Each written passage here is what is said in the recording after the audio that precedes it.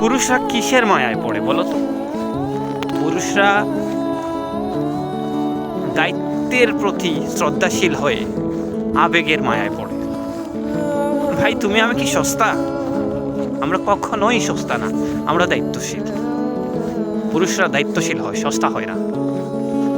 তুমি একটা জিনিস চিন্তা করে দেখো, যখন তোমার আমার অবস্থান ভালো ছিল তখন তোমার আমার পাশে অনেকেই ছিল। আজকে তুমি আমি দূরপ্রবাসে কেন আসছি? আমাদের অবস্থান ভালো থেকে খারাপ হয়েছে, আবার খারাপ থেকে ভালো করার লক্ষ্যে আমরা বিদেশে এসেছি, প্রবাসে এসেছি। এই প্রবাস জীবন করতে যেয়ে আমাদের পরিবার পরিজন আত্মীয় স্বজন অনেকেই ত্যাগ করতে হচ্ছে। কিন্তু আপনি বিলিভ করেন, আপনি আজকে চলে যান দেশে, আপনি চলে যান আজকে, এই আপনাকে আবার দেখবেন কেউ সহ্য করতে পারছে না।